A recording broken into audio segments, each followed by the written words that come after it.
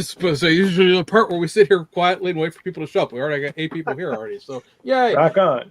All right, boys, girls, ladies and gentlemen, welcome back to the Automotive Podcast. We don't have to build model cars, but it sure does help. This is episode 8. We are back from our respective breaks. Mr. Chester has booked us our large brand name guest on here, Mr. Randy Derr.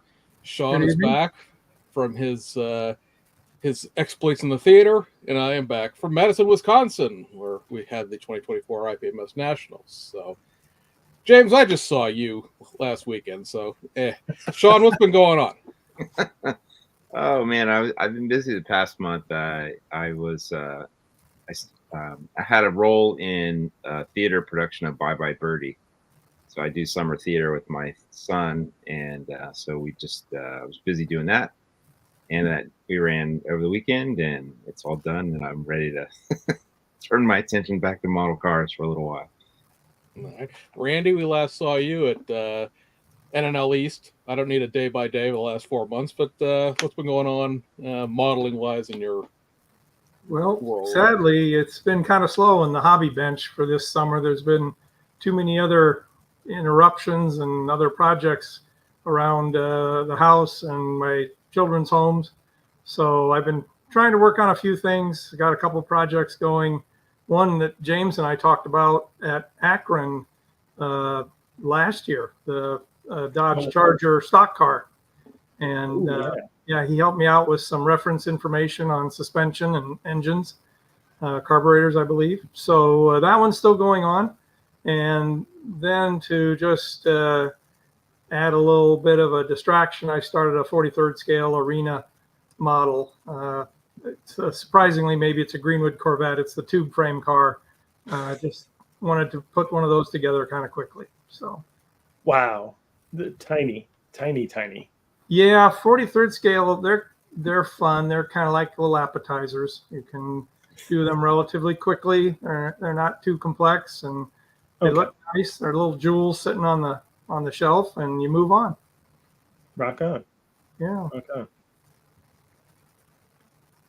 Mr. Chester. So I had some disappointing news today. My 3D printer that I waited for almost a month for showed up with a cracked screen. So I'm really kind of bummed tonight. I'll get another one. I'll just return it and get another one. So another couple days without a 3D printer, I'll be all right. I was kind of wondering what the policy was there. If they were going to be able to the replacement part issue, or you're going to have to send the whole thing back. I think after spending the money that I spent, that I should have gotten a good one, and I shouldn't have to do any work to it. So give me my money back. Did you order that directly from them, or is that like I did. Amazon? I did order it directly from Elegoo. Where are they located, James? California. Oh, okay. Okay, so that was an Elegoo then? Yes. Yeah. All right. Let's say me. You know me. I'm sitting here circulating around the drain that is Anycubic, thinking about buying one. And I'm like, I don't want to buy an Anycubic. It's going to come in pieces. But heck, if that wasn't that, then I'm not so fearful. Right. So I mean, that really is a bummer to have to, because you were waiting on that for a little while. That was it was supposed to be here on Friday, and they were like, "Oh no, we're going to deliver it on Monday." I'm like, I wanted the weekend. It was under a truck somewhere. Sorry. And on back. Oh, too far. So then, it said from 10 to noon it was going to be delivered, and it didn't get delivered until 5:40 p.m. I was like, come on. Took them longer to break the screen. Yeah, it took them longer. Anyways. We hadn't completely destroyed it yet. Right. So I have other projects going on, trying to finish up the PZY BMW. Got all the decals done. It's all cleared. Just finishing up the rest of the project. If anybody sees me do one of these things, there's a fruit fly down here. Just so we nip that in the bud right there. I thought you were applauding me. Well, yes, very good, very good. You didn't throw a fit. I'm impressed. I would have been less receptive to their customer service, given that they were probably still open when you got that. Um, like I said, went up to Madison, Wisconsin for the IPMS Nationals, and as usual with everything that we do on this show, I'm not prepared, but I am now. The three things I guess that we could talk about real quick here before we dive off into grilling Mr. Derr are the three items that were up for display at the Revell booth, Oh, for yeah. lack of a better term. If I can, let's say, why is it? Oh, the sharing isn't working again this week. Why would it be working? Let's see.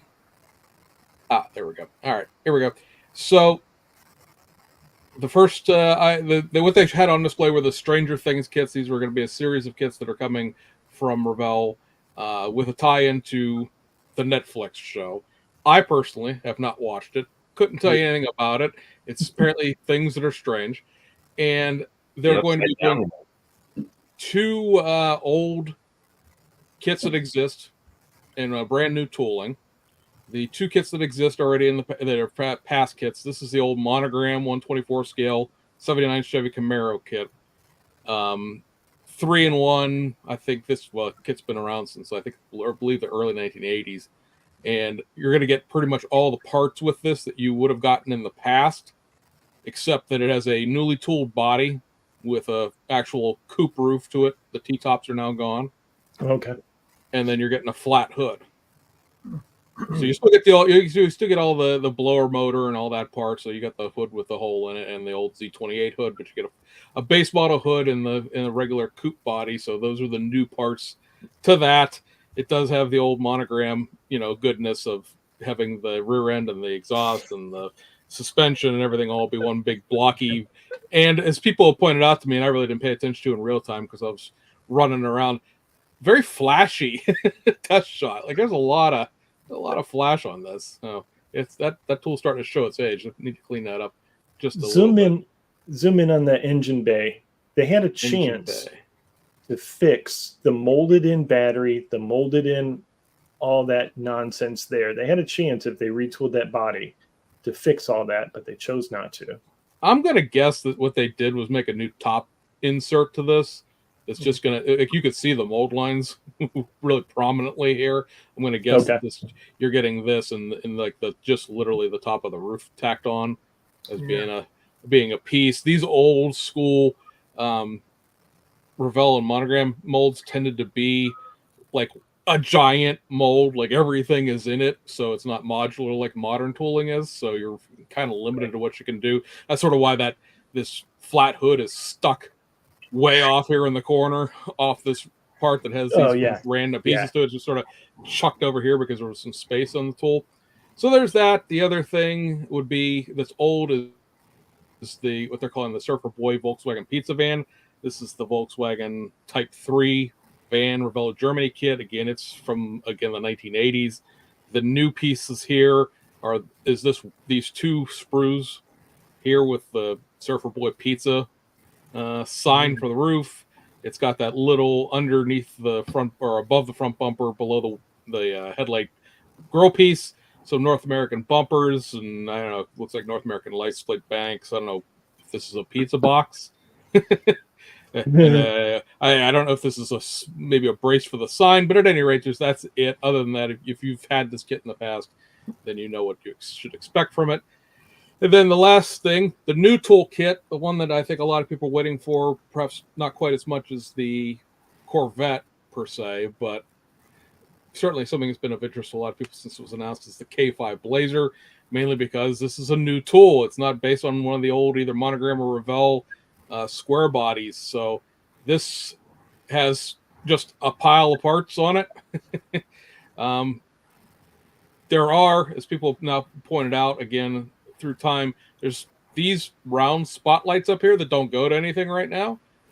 There's also a set of the smaller, like double stacked headlights that don't go to this specific Blazer. So, I mean, shock of shocks, Revell is tooling this up for multiple uses. Obviously, have to.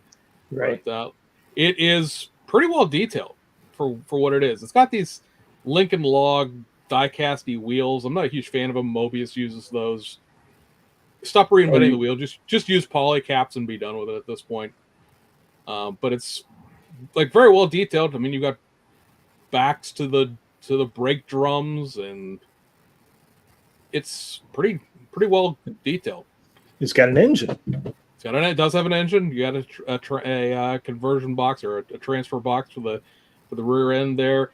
This sprue right here, and probably this sprue right here, will be your chrome parts. This is like the base of the light bar, the mirrors, the bumpers, the front grille.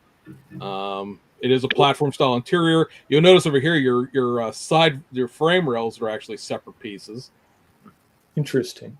And so, yeah, there's actually a little bit of tire tread. You can't see it in this picture; it'll pixelate out. But where the spare tire is sticking out of the spare tire carrier, there's actually a little bit of a tire tread accent to it.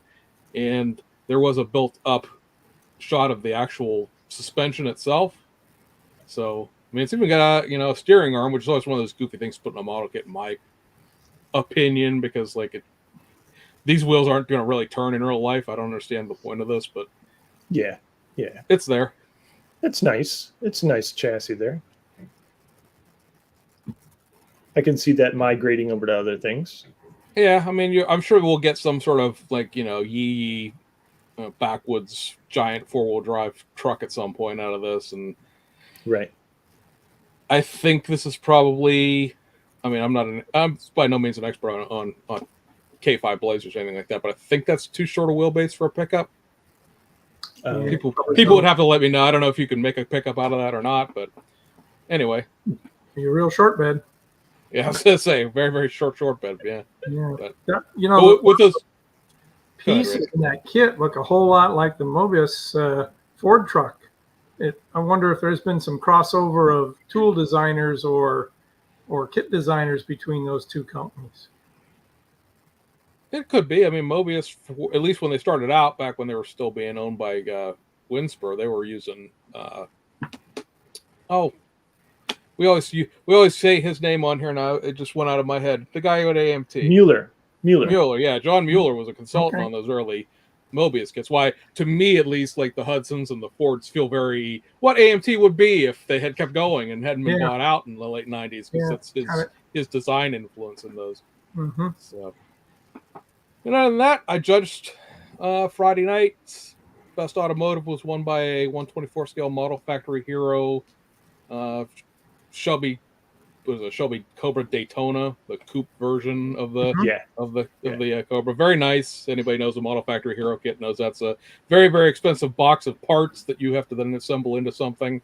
They're not the world's greatest kits straight out of the box. And good time was had by all, I think. Beautiful venue, right on the lakefront in Madison. It is, as we sit here and talk about it, 373 days until next year. So book your vacations now. Hampton, Virginia. Go. I already Airbnb'd a beachfront house for my family that week. So now, granted, Hampton's on the wrong side of the river from the beach. It's on the wrong side of the Hampton Roads Tunnel, but it's a good family location. James, how many models did you have on display? The contest was, at the last count I saw, was 2,958 models in the contest.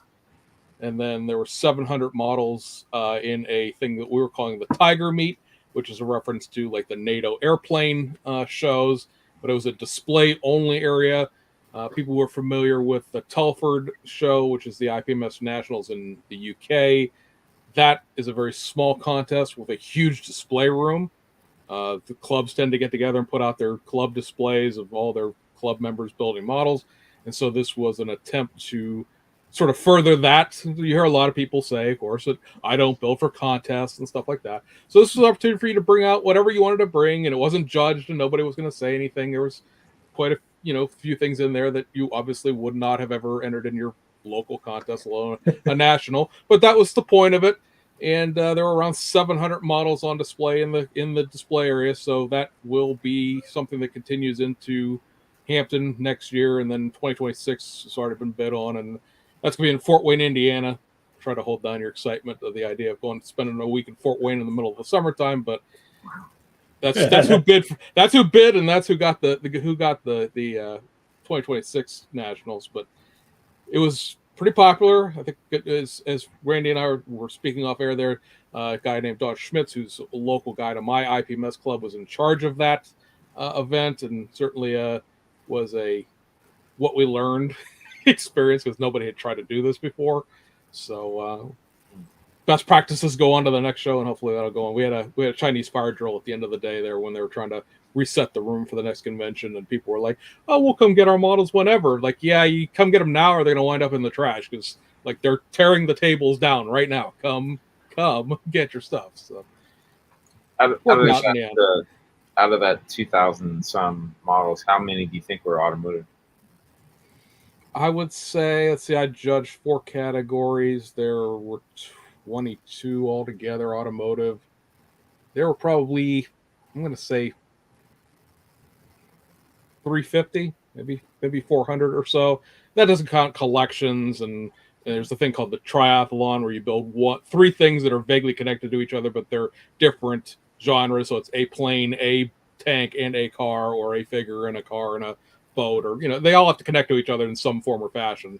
That's a pretty loose interpretation of how they're connected, but it's the idea is that it's 3 genres by one builder, so that doesn't count into that. But yeah, we had competition automotive was the largest category. That ended up getting split foreign and domestic as far as like how they divvied the split up, and it was almost 50 in that total. So it was almost an even split of about 25 American domestic cars and about 25 everything. I mean, it was British touring and GT3 and all the various genres of automotive racing, and I think everything else had somewhere around 15 to 20. So extrapolate that out to 20. What does that work out to be? About 400 or so. So I mean, it's not NNL East by any means, but it was a good showing. They ran out of space. We had to move the cars into other things. There were a few airplanes categories that had like 2 airplanes that sort of got shuffled into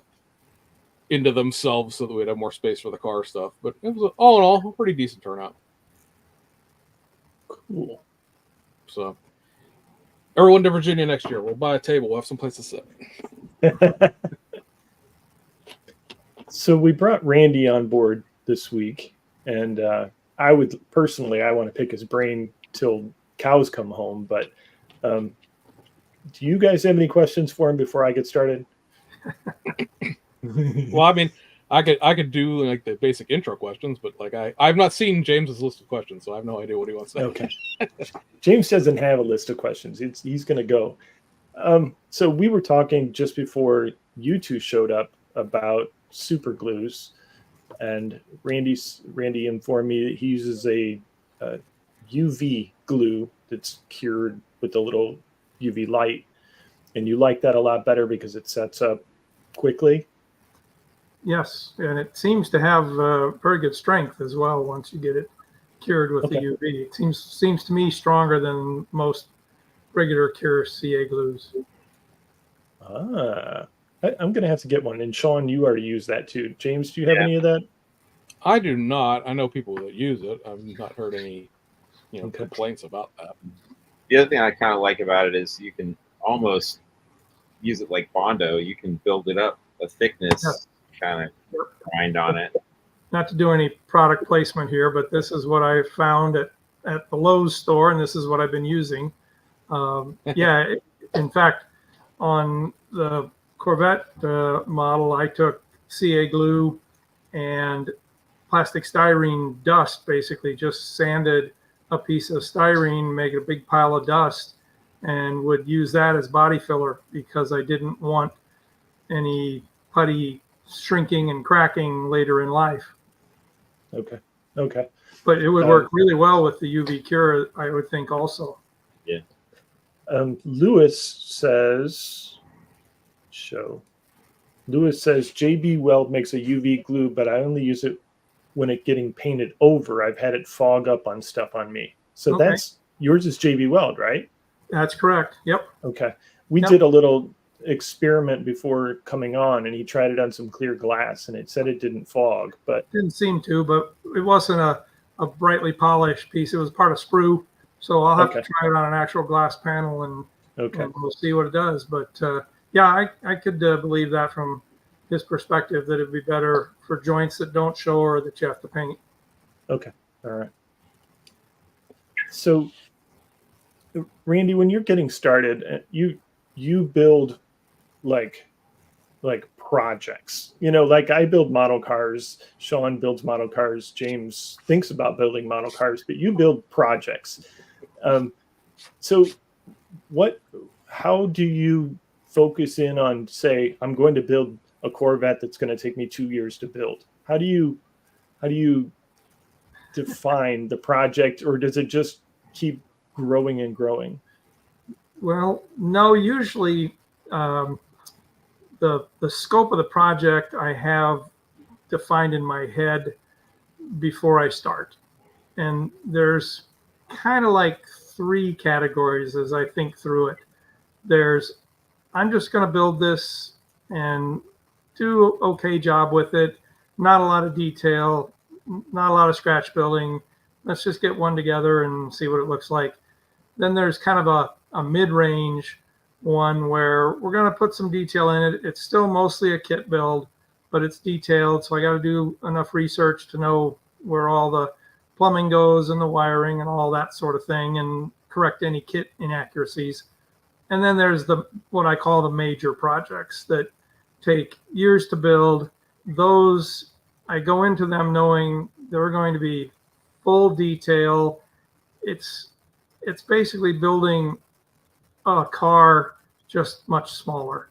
All the same parts have to be created and made to look correct. The research material has to exist. I'm not a model artist like a John Teresi who can look at a subject and perfectly model it in scale without measurements. I can't do that. Too much engineer in me, I guess. So if I can get the dimensions and the reference material, I'm just building small cars. So you're finding, say, like a shop manual for each piece or every component, right?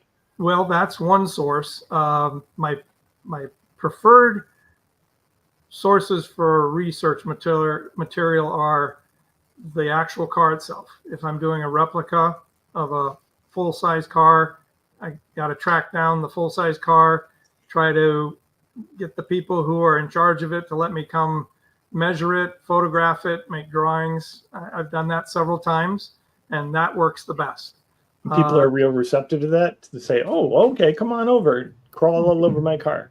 More than you think. I've been surprised several times by how receptive and open they are to helping a guy out with that sort of thing, especially a vintage car, because now you're approaching these people years after they've worked on it. The immediacy of the next race is years in the past for them. They're now being nostalgic about it, perhaps, and remembering it. And to them, it's like, wow, somebody else knows about this car I worked on and cares about it enough to spend time building a replica of it. And so I think in a way they're touched by that, and they like to help out. Have you ever shown your finished project to the owner? Oh, yes. Yeah, that happens as often as it can. With the sprint car model that I built back in the earlier 2000s, I was unable to show it to the owner. He passed away in the middle of the project, but he did get to hold the chassis and the roughed in bodywork and suspension and all that. It was to a point. He got to hold that. And then his sons and grandson, who also worked with him on the restoration of the full-size car, they've seen it many times and have been involved in it. So that's always a neat little payoff, is when you can show it to the people that were helping you out with the research. Absolutely. Yeah. So then once you get past, okay, I got the full-size car and I've got it measured and photographed, then you get to work building and you realize I don't have near enough information. And you may or may not be able to go back to the full-size car. Like with the Greenwood Corvette, it just wasn't practical to fly back to France to measure a couple of things. So in that case, I turn to the internet, see what kind of pictures I can find there. One source that really kind of may be surprising is for production-based car parts. I go to eBay because you'll find all kinds of pictures from all kinds of angles, and often they'll have a tape measure by it. I don't know why, but Yeah. they do. And so you can get really good photos there that you can grab and put in your reference file and use those. I've also been known to go to local car shows with a tape measure in hand and the phone on, with the camera and get information that way too for production-based race cars that I build. So Very cool. Very yeah, cool. the sources, you take them where you can find them. On the Greenwood car, I was within a few months of finishing it and put a request out on a Greenwood group on Facebook with a picture of one of the markings on the side of the car. It was hard to tell what it was. And I said, does anybody know what this is? And they have any better pictures of it? And one of the people on that group sent me a link to a photo archive associated with a university here in the United States. And it was a alumni of theirs who had been a photographer, and he had photographed the 24-hour Daytona race the year that Greenwood Corvette raced there. And all of his pictures were archived on this university's site, and you could download what you needed. And I got like about 24 brand new photos I'd never seen before of that car as it raced at that event. I had to change a few things because I had taken some guesses at some things like the shape of the rear spoiler, but it was well worth it. So you just never know where you're going to find information on these projects. That's awesome. That's awesome. I should say I feel like we've not given Randy a proper introduction yet. We all know him and know his name well, but maybe if you're newer to the hobby or maybe a younger modeler, you may not know Randy. I would say Randy is probably one of the top 10 model car builders like of all time, and it probably at the top of that list, in the top to like 2 or 3. How many times have you won Salt Lake? 4 times. 4-time best of show winner of Salt Lake. That is quite an achievement. Has anybody won more often than you? No. Going into the last one 2 years ago, there had been three-time winners. Augie Hiscano was one. Sadly, Augie passed away many years ago. The other 3-time winner, besides myself, was Mark Jones. And it came down to Mark and I in competition at that last GSL with his incredible Lola T70, also 1 total scale. And so it was a fun competition, but that last one broke the tie, so to speak. Right. So I'd say it's a great honor to have Randy on our show because, he's one of the all-time greats.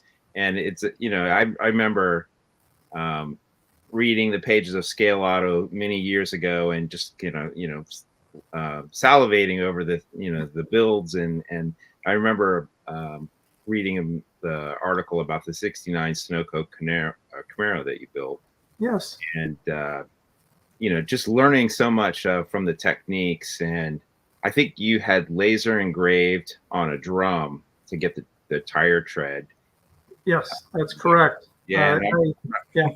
I didn't even know these things sort of existed, or that, you could do those sort of things. And so it's a honor to have you on the show tonight. Well, thank you so much. It's an honor to be here, and I really appreciate the invitation and look forward to the conversation here for the next hour and a half. Awesome. We kid, Randy. I hold you in a high place as well, and thank you. I got to get to know you last year at Columbus. A friend of ours, a mutual friend of ours, invited us all out to dinner, and I got to pick you and Jim Drew's head during dinner. Right. And I found out that you guys are just normal model builders too. Yeah, well, and Jim and I go way back. We met, actually, I think we met might have been at an IPMS convention here in Dayton, Ohio. I don't recall for sure, but and then we collaborated on a whole series of articles for Scale Auto back in the late 90s called Low Buck High Tech Detailing. And I've learned a ton of things from Jim Drew. He is an incredible builder, as you all know, and is very creative in generating ideas on how to replicate items in scale for the cars we build.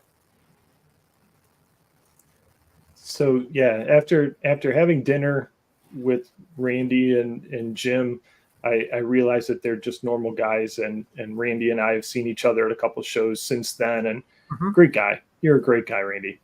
Thank you. Thank you.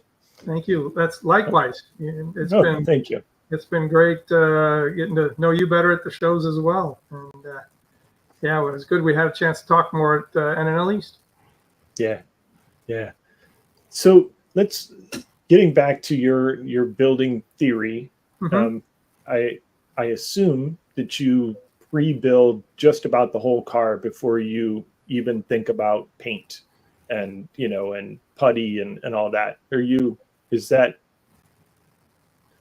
true, or do you like assembly, like build the whole engine and then make the chassis fit around it or whatever? Yeah, it depends probably on the project, but by and large, at least on the large scale major projects, as I described earlier, those I typically have every piece fabricated and either dry fit or, a lot of these bolt together so they can be put together, taken back apart, and everything is created before I do much, if any, final paint and detailing. Now, on some of those, though, that will include having all of the fuel lines already cut to length, created, installed, and then removed back out so you can paint the fittings and detail the rest of the engine, paint the frame and all that. So a lot of these pieces already are in existence before I start painting much of anything, especially chassis and body. Usually the body work, if there's a lot of body work involved, the body will be created, modified, all that body work's done, a lot of different coats of primer to get it looking the way it is. And then when you get it pretty close to the way you want it, it goes in that last coat of primer. And then any remaining assemblies are finished before then tearing it all back down and painting the body with the final color coats. So Lewis and Marcos are in the chat here, and I'm sure that they would want to know: are you a lacquer guy? Are you a base coat guy? I probably tend more towards lacquer paint. Nothing against base coat, clear coat. I've used that on full scale projects. I've used it on some models. I find that I really like the lacquers because they go on so thin, they cover well, they set up quickly, and you can go back and fix things more readily. At least I can. I am not a very good painter. You guys are building models and painting a new model every month. I build models and I paint a new model every 5 years, so I don't get a lot of painting practice. And it shows, I think. But and also building a lot of race cars, they're not shiny, they're not clear coated, so I don't have a need for burying it under a 2K clear or something like that. It would be incorrect actually for the subjects I'm building. Right. Yeah. Whereas everything I do is 2K'd and polished. And yeah. Right.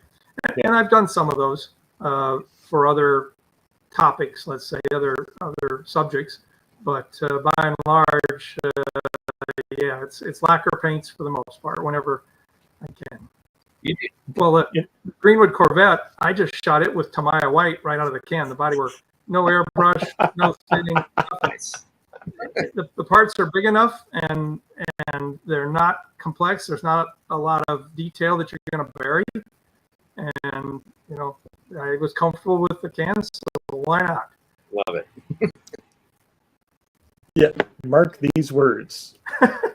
Mark these words. Marcos Cruz. I don't believe that, Marcos. I don't believe it I either. went Salt Lake to my break-ins for the day.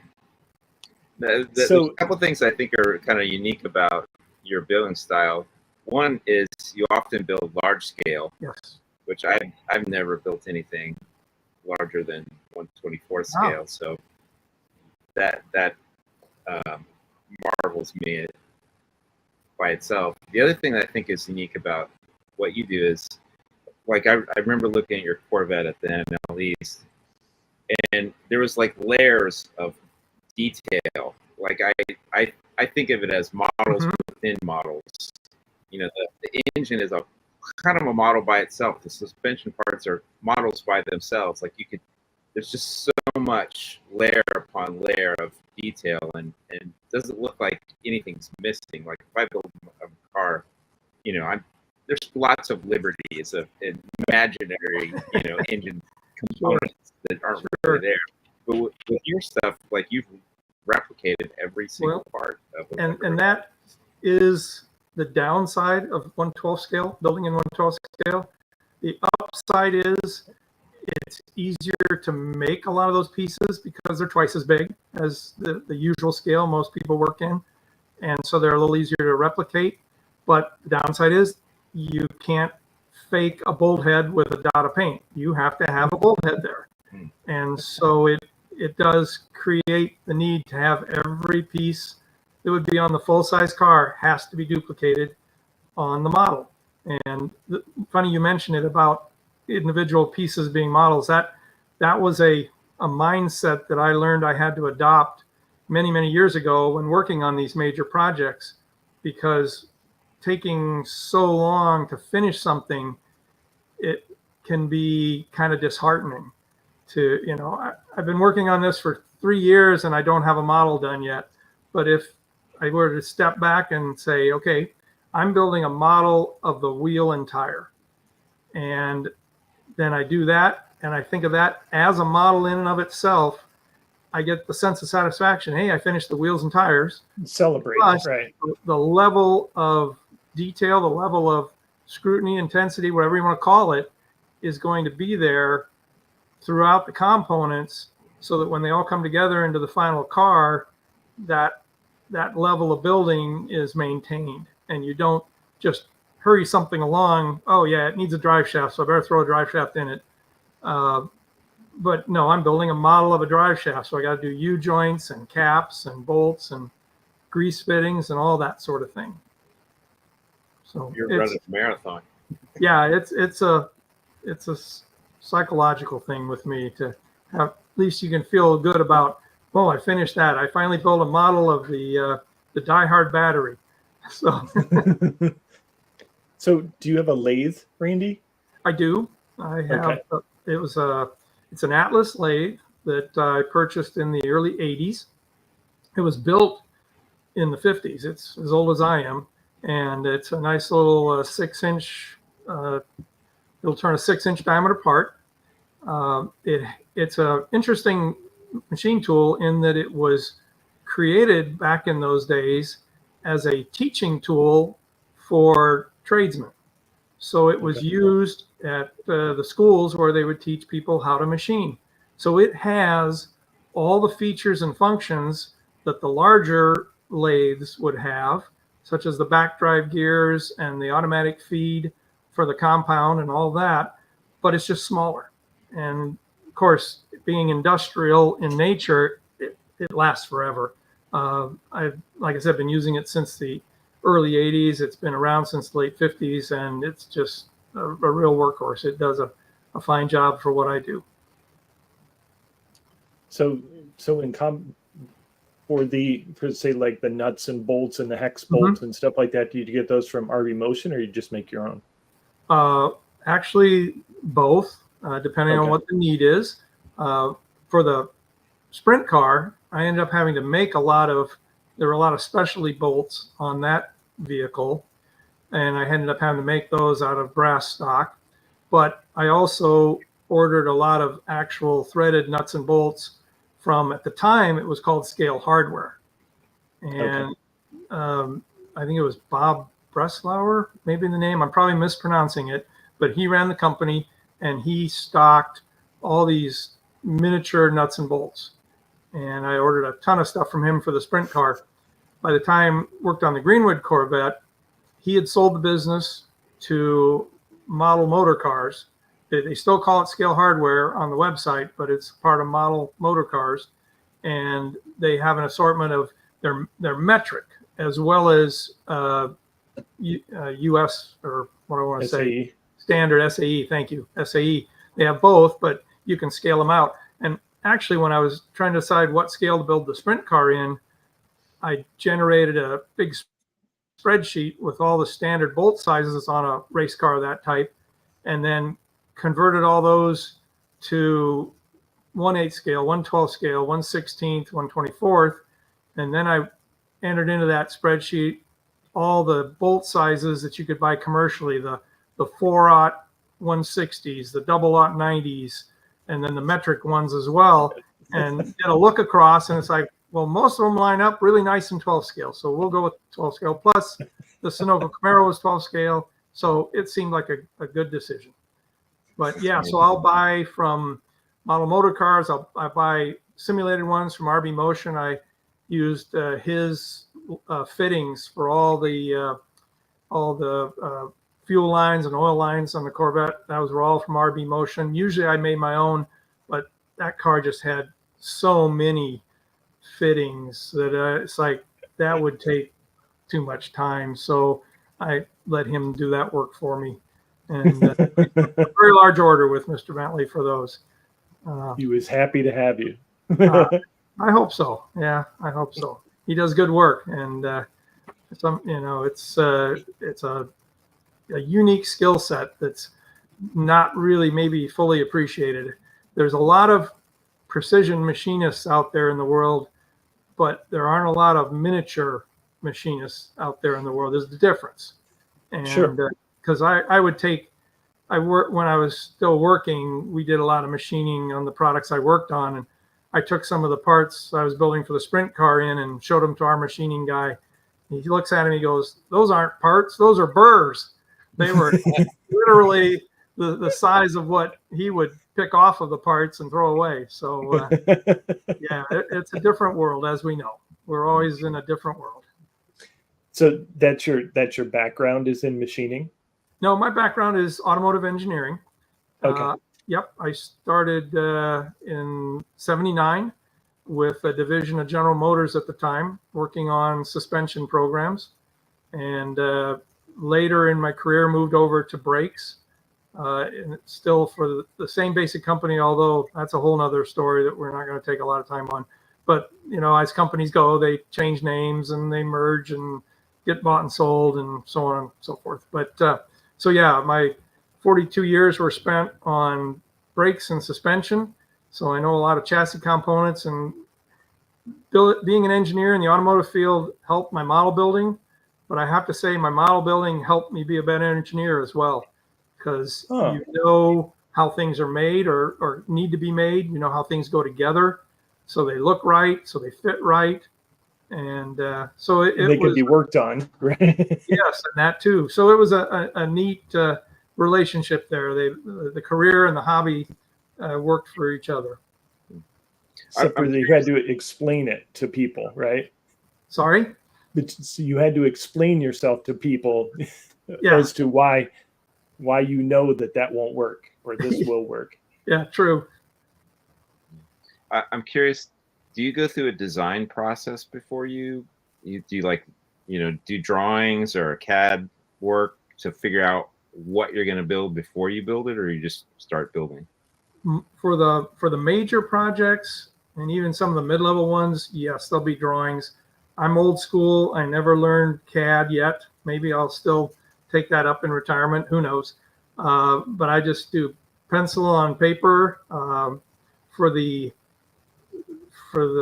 Greenwood Corvette, I made a number of drawings of the chassis, because as you look at the photos, you just have to keep studying, okay, where does this piece go? What's it connected to?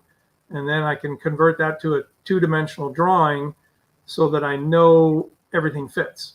Because, you know, you start with, okay, here's the engine, and a big block Chevy engine is so big, and you can get those dimensions, so you know everything's got to fit around that.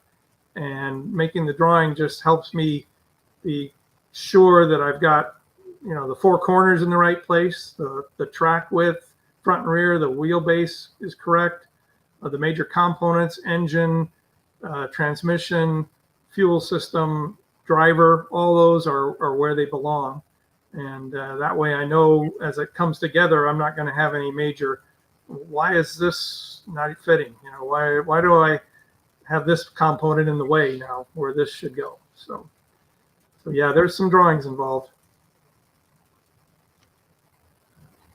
Sean, you do a lot of 3D artwork for, you know, for the illustrations and stuff. So we know Yeah. you know. Yeah, I've never. I mean, I will do some sketch works if I'm going to build something from scratch, but I'm not. I'm more of a designer, less of an engineer. Yeah. So I will sort of, you know, take a lot of. I'll do things more by eye. Sure. I'm also not a perfectionist either, right? So that's good enough. Well, I was building a NASCAR, Pontiac Grand Prix NASCAR, Richard Petty's car for the '88 season, before that kit existed. Actually, before the car even existed. I had gotten some advanced photos of the car, and we happened to have one at work, so I could measure all the body panels. So I'm converting the Oldsmobile, the Hardee's Oldsmobile, into the Richard Petty Pontiac Grand Prix. So in the midst of that, I'm thinking, well, this thing's looking pretty good. This was way before digital cameras. And so I took a few pictures of the body in primer. And when the film got developed and the prints came back, I looked at them and go, that's horrible. The roof line was all wrong. The door line, the door sill was in the wrong place. What I learned was when your eye is looking at a three-dimensional object like the model itself, it corrects for those kind of things, and your eye doesn't see it. When you take a photo of it and look at a two-dimensional photo, it jumps right out at you, and you know there's something wrong. So that's what got me started taking a lot of photos of my projects as I worked on them, because the same thing holds true for, well, yeah, that bolt looks good there. That line looks like the right size. You take a picture, you look at the picture, like, no, that's too huge. That's just wrong. But your eye corrects more in 3D than it does in 2D. There's probably a scientific reason for that. I don't know what it is, but that's the way it works. That's interesting. That's a good tip. I remember our conversation in Columbus, and we were kind of comparing what you do versus what I do. Mm-hmm. And you had said that you can't build or won't build a box stock model. Does that still hold true? Can we get you to build a box stock someday? It would be difficult for me to do that. It's just it would probably have to be a Tamiya kit of some sort. Okay. Just because, you know, you open the box and you think, well, this looks pretty good, and then you're building along, and then you get to a certain component, it's like, what is this blob supposed to be? And it's just, oh, this was the battery. Oh, okay, good thing. It had a number on it. So that's my problem with box stock. But, you know, a true great model builder would be able to take those blobs, and with the right detail painting and working, they make it look very, very convincing. Again, I'm not the artist. I'm just engineer building small cars. Tim Kalankowicz says Randy should build the VC67 GTO. There's been a lot of bashing of that kit on the internet.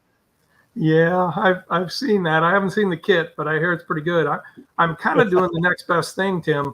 I started with the old MPC Dodge Charger for this dirt track Charger I'm building, and Ooh. that's a rough kit. But fortunately for the stock car, you don't use a lot of it. So You're not using much of that body. What- Just the what- body. and actually the body work, I'm trying to. A fellow club member challenged me to replicate the car as it retired from racing, which is all dented and scratched and dirty. And for some reason, I took him up on that. And so now I've got to do the dents in the body panels and try to figure all that out. It's a whole new area for me. It's really more into the artistry than into the engineering again. And is it based on the 1/16th petty Charger? Is that what it? No, this is a 25th scale. I should have done it in the 1/16th, but I decided to go 1/25th scale with it and still try to put a pretty good amount of detail into it. It'll be kind of a mid-level to major project, somewhere in between those. It's a continuum. Let me show it to you.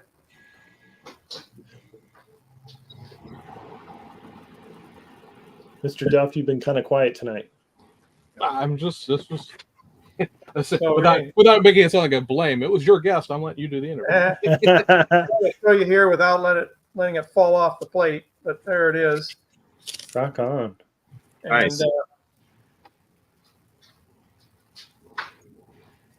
Ended up using the body out of that MPC kit and the chassis out of the Revell kit. And you saw some brass panels there to be able to, because like the hood needs to be scale thickness to clear all that big Hemi engine under the hood. And so form that out of brass. Have started forming some of the fenders and things out of aluminum, but don't have those fully done yet. But looks like it could work. And somebody said to use aluminum foil for the. Yeah, for the I dents. found some aluminum 5/1000 aluminum foil off of Amazon, and it's on a roll. It works very well. There was an earlier attempt at the hood in aluminum. Let me see if I can get it so it doesn't have the light. Yeah. So there we go. That's a little better. But I ended up using brass because the hood didn't really need to be dented, and I needed to be able to solder the hinges to it for strength. So that's why the hood ended up doing it with brass. And did you make like a cast of the kit hood, or did you? Basically, it's the kit hood, with about 3/8 of an inch of resin on the back of it, so it's rigid. So then brass or aluminum, you can just put it on top of it and then work it and form it to the shape. So it becomes the forming buck. I'll be darned. Augie would have done it from scratch, but just saying. Yes, I know. Yeah. But I'm not Augie.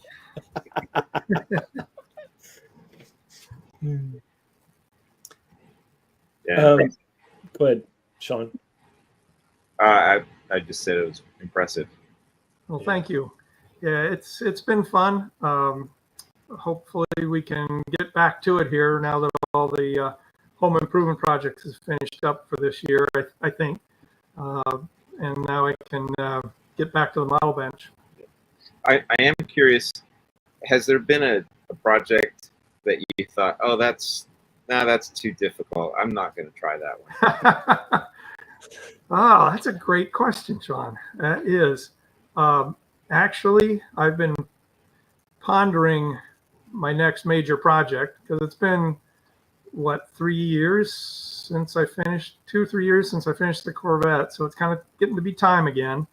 And I figured out that there's really no way I could commit to building a race car much newer than kind of the mid to late 70s. Because once you got into the 80s and beyond, race cars just got so complicated with all the computer control, electronics, all the different subsystems. It's not that you couldn't do it. I mean, because you could build all those little pieces, but how long would it take, to do all those parts? It would be a major commitment, maybe I just haven't found the topic that I'm that emotionally attached to. That's the other aspect of those major projects is when you're going to spend 3 years, 5 years, however long building them, you've got to be really in love with that topic and to see it through. Yeah, sure. And there's not that many cars out there that I'm that emotionally attached to at this point. What was the emotional attachment for the Corvette, the Greenwood Corvette? I first saw that car race at Road America in 1975. I was in high school at the time, and so youthful enthusiasm probably had something to do with it. But if you've ever seen a big black Corvette out on the road course, I don't know how you could see that and not be changed, because they were monsters. They were, compared to everything else, they were big, they were loud, they pounded the pavement literally. As Peter Egan wrote in an article once, Corvette mechanics didn't so much jack up the car as they pushed the earth down below them, and so they could work on them. They just were incredible cars, and I'd always had an attachment to production cars turned into race cars. I've always found those very fascinating because you have the basis there in the production vehicle, so you still see that basic shape, but now it's been turned into a purpose-built race car, and there's been a lot of modifications. I don't know why, just that's always interested me.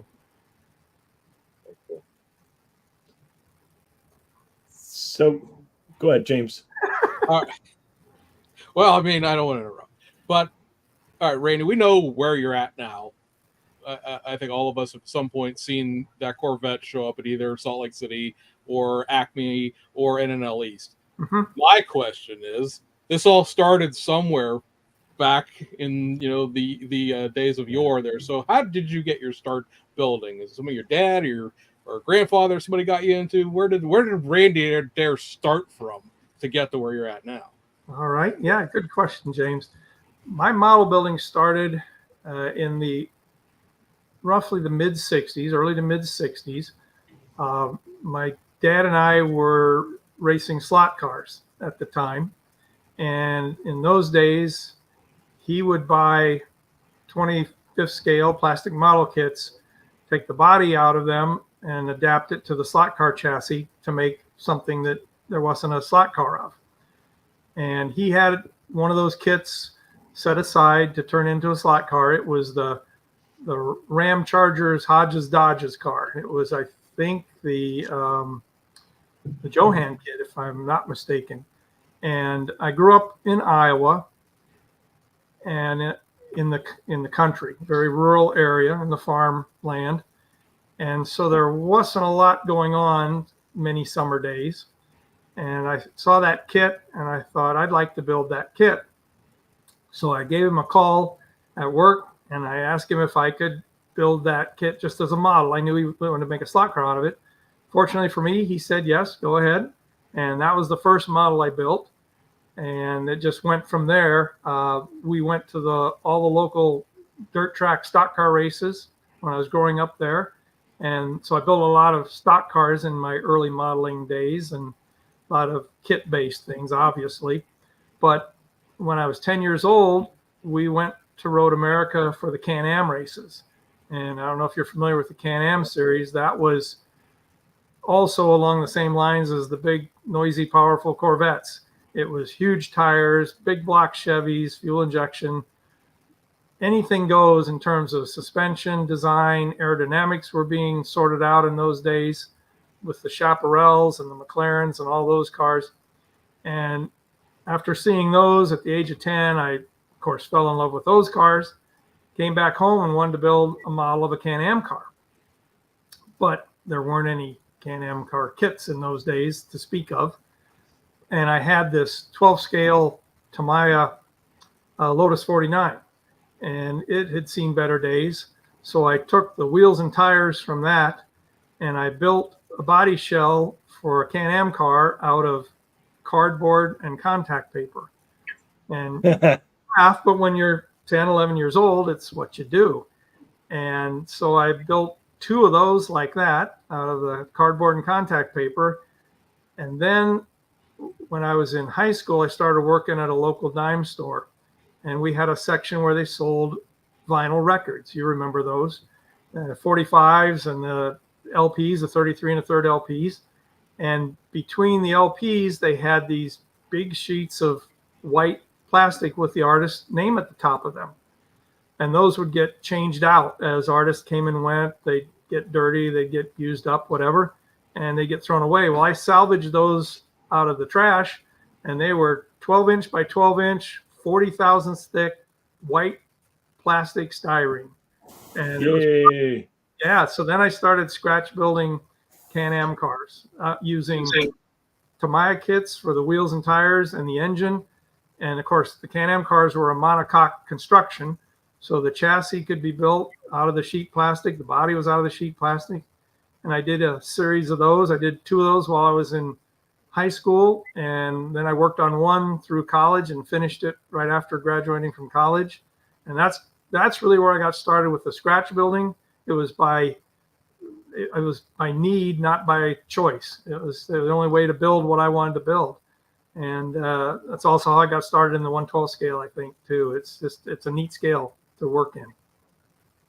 Did your dad teach you a lot of skills, or how did you pick up the skills that you had? Well, yes, he was a licensed plumber, electrician, a welder. He did a lot of repair work. I worked with him as often as I could, so I know I learned a great deal from him. He had modified a number of those model cars in the day to make slot cars, so always was impressed by what he did with those. So learned some of that. The model building skills really just kind of developed on their own, so to speak, because there was no club to be part of out in Iowa. It was just me working in my bedroom on my desk, building models. And, Auto World was one way to get some exposure, but most of what I learned was from Model Car Science magazine. And I found the work of Don Emmons to be very influential in my building, because he did that. Detail for Real was the name of his column in that magazine, and it spoke to me in terms of he's making models look like real cars, because you got to remember, back in the 60s and 70s, model cars were on kind of a dangerous path with all the crazy customs and very unrealistic designs. The wilder, the better. Not to bash the gentleman that created them, but we remember zingers, and they were a neat concept, very popular, but to me, they weren't realistic, because they weren't replicas. They were meant to be cartoonish. And so Don Emmons' work was a real important part of what I learned from the magazine. Also, Dennis Doty did a lot of scratch building. He had a 1/8 scale Jaguar that was like a multi-part feature in the magazine. He scratch built the chassis out of brass, reformed body panels, and so learned a lot from that article as well. And then when I graduated from college, moved out here to Ohio, I just happened to fall into a local group of model builders that contained Bill Coulter, Wayne Moyer, Tom Krieger, John Wise. The list goes on and on. There just happened to be a really strong core of top level builders here in the Dayton area that I fell into, and just always learning from them. And of course, the NNLs in those days were huge events, and builders coming from all over the country. And in those days, it was all about sharing techniques, not like the contests of the 60s and 70s where you held those secrets because those were your competitive advantage. Oh, the NNL, allowed you to share that because you weren't competing. So That's what I prefer. Yeah, same here. And so you learned a lot in those days from everybody. And like I said, Jim Drew was a big influence, learning from him how he did things. And there were obviously many, many other builders out there that you could take tips from and run with. So where along the lines does try to think of the best way to phrase this, just to sort of become a like, hey, I'm really, really good at this, and I'm going to make these. And I say this in the most loving, justful way possible. I'm going to go crazy and build these giant 3-year projects that are going to be on the cover of magazines, and I'm going to be, I didn't realize that when you start this, you don't realize you're going to be as well known as you are now. But you know what I mean? Like James or Sean or we could build a model car, and we could spend a lot of time on it, be very proud of the end result. But it's not even a next level. It's like 5-6 levels up. There's a level you're at that I think requires a certain mindset to be in to build something, like you did. I know you originally from the Sunoco car that was on the cover of Scale Auto. That's my as far as I can remember back, because that would have been late high school, I think, when that car came out. That's where Randy Derr pops into my modeling knowledge base. But like there's a step even from just scratch building. A lot of people scratch build this, that, the other thing. From going from like, oh yeah, I built some stuff that I like, to being on that, like Sean said, top 10 models of all time currently, however you want to phrase that. But like there's a step there. There's a decision I think that takes place. You're like, this is what I'm going to do, because it seems we talked offline. You have your smaller projects, you have your midline projects, and then you have these multi-year masterpieces. Like something occurs to you there. Like what's that switch? Where does it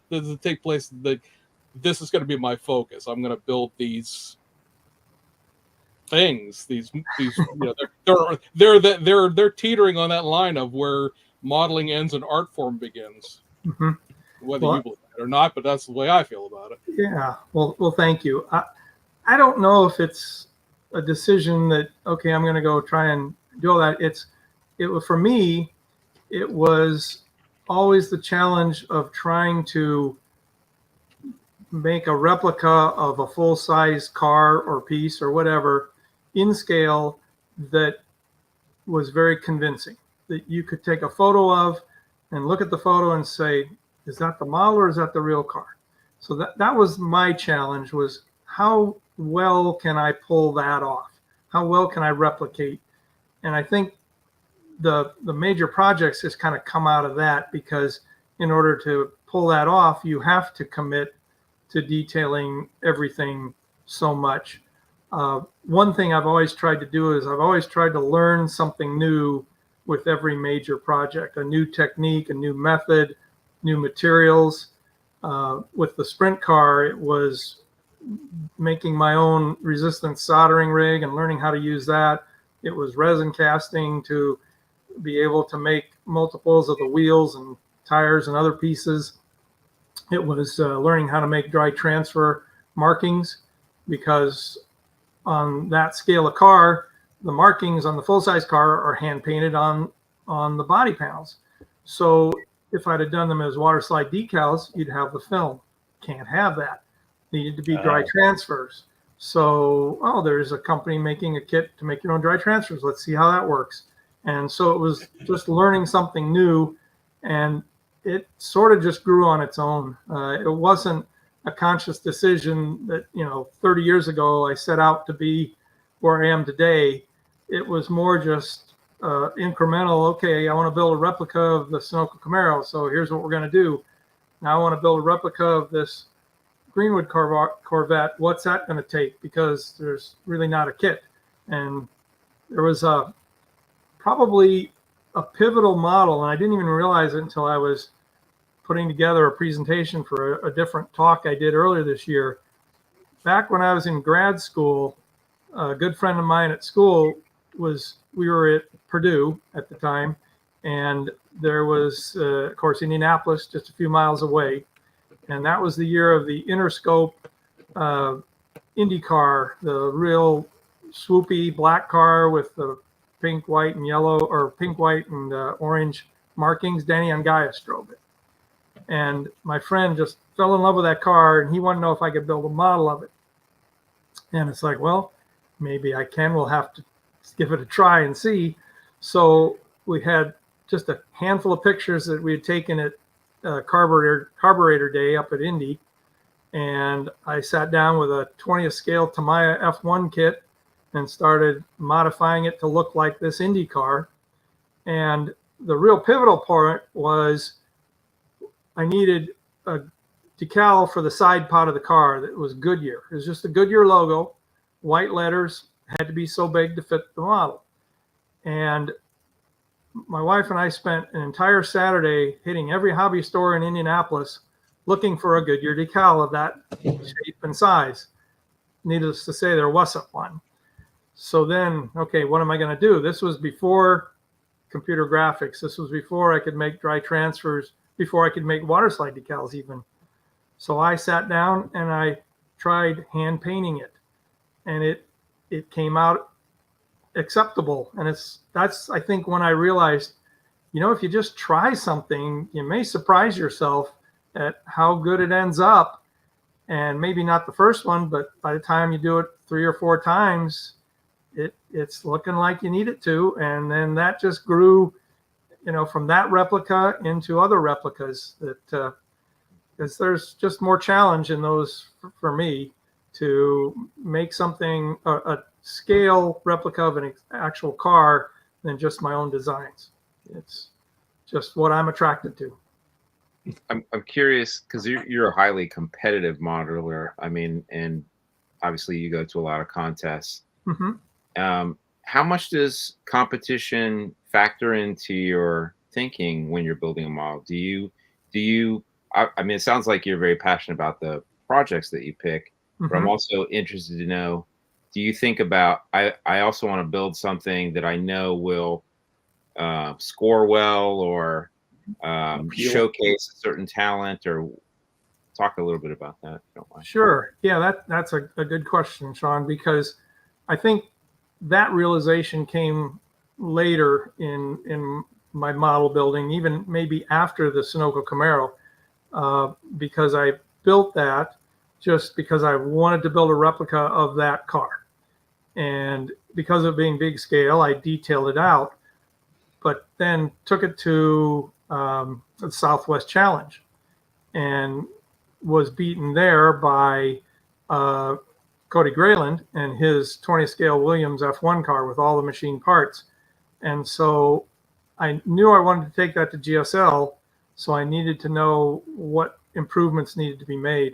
And so I talked with the judges, and they thankfully were honest with me, and here this area could have been improved, and they were right. I had rushed some things because this was just the dawning of that I'm building a model of every piece kind of philosophy. And that's when that realization hit, is that you had to have that perspective on it to be competitive. And so it grew out of that. I went back, made those improvements, took the car to GSL later on and won Best of Show with it. So it paid off to understand what needed to be improved. One thing that I have tried not to do, because you cannot do this without setting yourself up for major disappointment and failure. I don't sit down and say, I'm building this model to go win this contest. You can't do that, because you could build a model. You take 5 years, build absolutely gorgeous model, set it on the table at that contest, and in walks a guy who spent 10 years building an equally, if not better, incredible model of greater, content. And so then where does that leave you? Now you're just disappointed because your goal to win the contest is out the window. But if your goal is, I want to build the best model I can of this car, you've achieved your goal, and you can be happy with that, proud of that, regardless of the contest. Because we all know contests, there's too many factors out of the builder's control. There's, like I just said, other competitors can one-up you rather readily. Judges, they're human. They have their own biases. They make mistakes, and that can happen. You just can't control how those decisions are made, because it's a subjective measurement. And so to avoid that disappointment, just don't try to build to win a contest. Build the best model you can of whatever subject you're building, and then if you want to compete, go compete and see how you do. If you do well, great. If you don't, learn what needed to be improved, and take that constructive criticism as it's given as constructive, and learn from it, because we're all blind to the flaws in our models oftentimes. And so you also, one of the things I think, well, I know has made me a better model builder is getting to judge a number of contests. And you learn a ton from judging, especially if you're working with some experienced judges and they have been through it a few times. And you start realizing, okay, here's how those decisions are made. Because there's always, dozens of great models on the table. So how do you sort out what's the best one in that class even? And, James Duff, you're aware of this, you're judging the past weekend. Sadly, it comes down to looking for mistakes, and that will help you separate the first from the second from the third, and so on. And so when you're building, you have to be willing to, and very honest with yourself, and recognizing that's not as good as it needs to be. Whatever it was you just spent 4 hours doing isn't good enough to win the contest you're trying to win, or to live up to your expectations. So you got to do it again. And usually 3 or 4 times into it, you get a lot better at it. Maybe the second time even. But I've got a whole box of parts that I could probably almost build another Corvette out of from that Greenwood car. I was going to ask if you have like a scrap heap. Oh yeah, for sure. There were some of those aluminum interior panels that I made 6 or 8 of. The Sebring markings on the hood, on the front of the car, I made 8 copies of those into the decals I needed.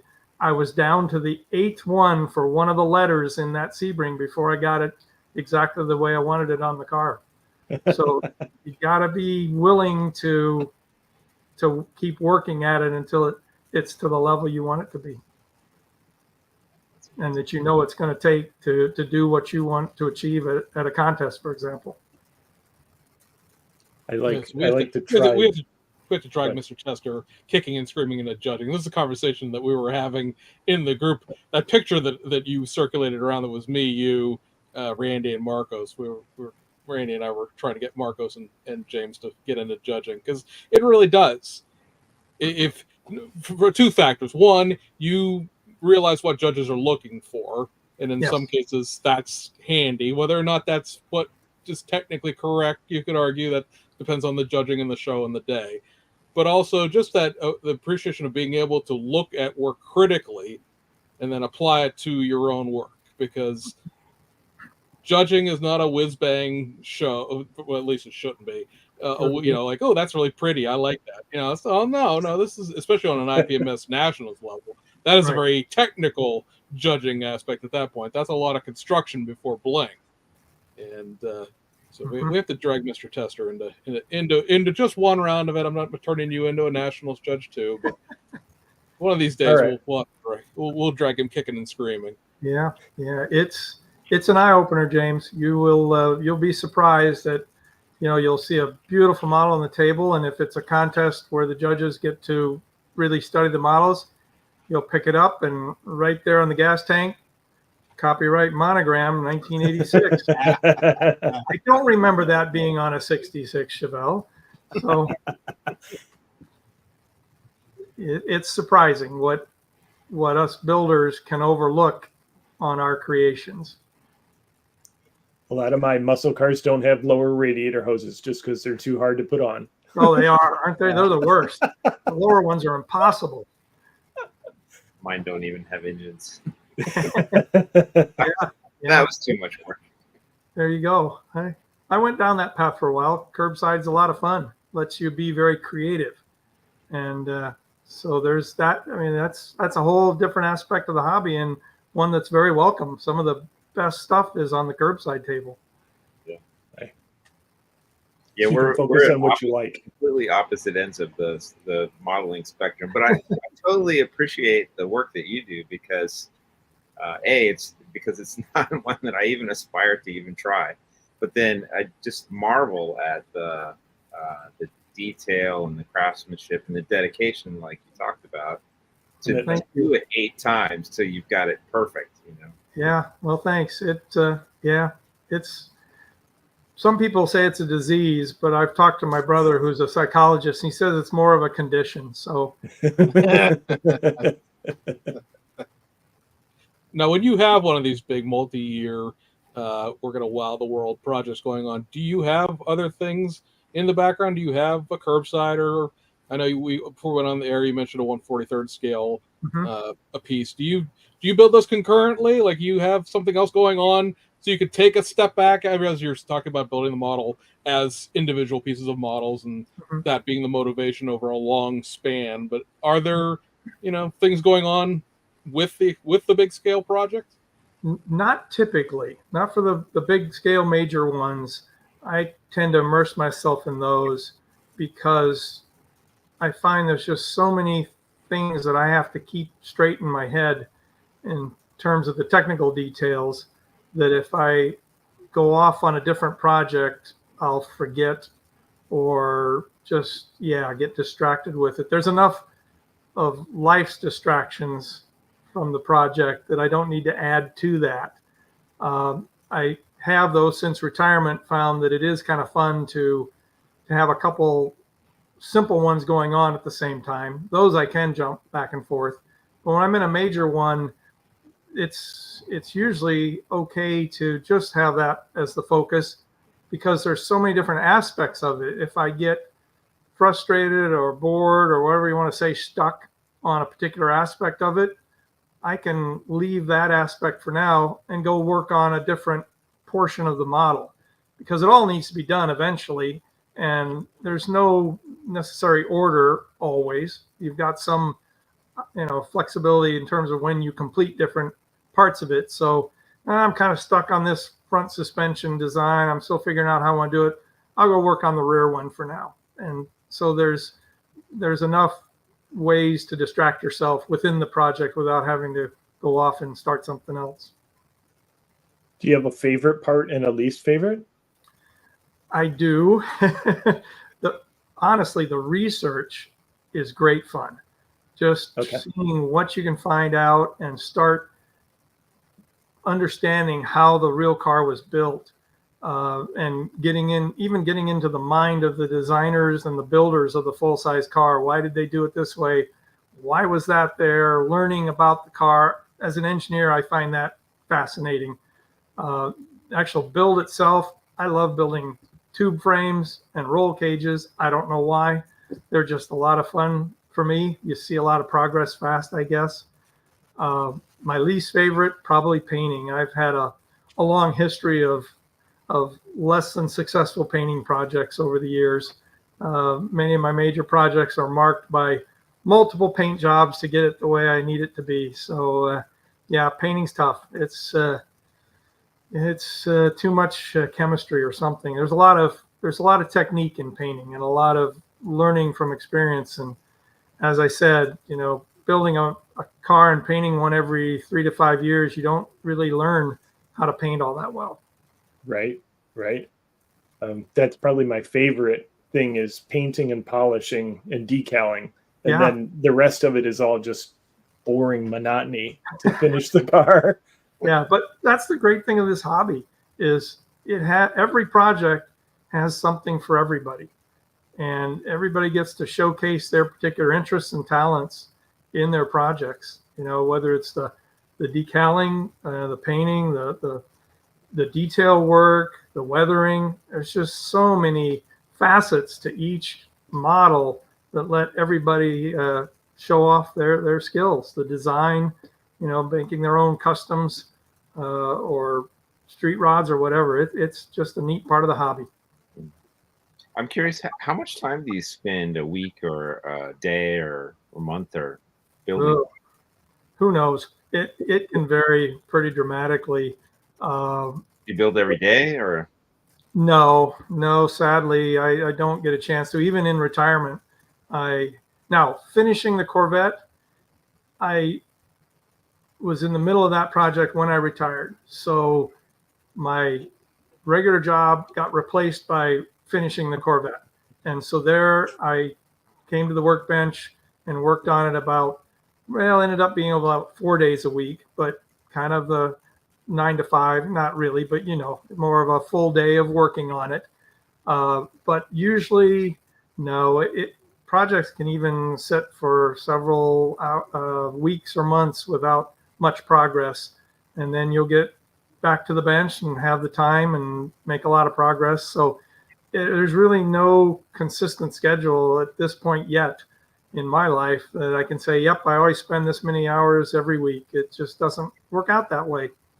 And some weeks you just don't feel like working on it either. So can't force it. I don't watch TV. I don't play sports. I don't care about my yard. I build model cars. There you go. Your neighbors. 3 hours plus a day. Excellent. You're a dedicated builder. See, I let love it. all those other things distract me, and I'm just not dedicated enough to the hobby. It's clear. Randy, Sean, have you ever? Go ahead. Have you ever? I mean, it sounds like you don't keep a running tab, but have you ever sat down and figured out roughly how much time, not like because it's over a long time, but how many hours really go into one of these? I have. builds? Yep, I have. With the sprint car, I did sort of keep a mental listing of it as I worked on it. And that one I figured was probably around 1,500 hours, maybe something like that. The Greenwood Corvette, probably twice that. I do know, because I built a series of detailed replicas for a race car team owner back in the 90s and early 2000s. And they had full suspension, full engine, all the lines and fittings and hoses and wiring and everything. They were replicas. And those took somewhere around 150 to 200 hours to construct, because I kept track of my time so I could know what You were to billing construct it, right? for those. And looking back on that, it's almost hard to believe that I could do them that quickly, because I'm not sure. I think I've slowed down. I think it's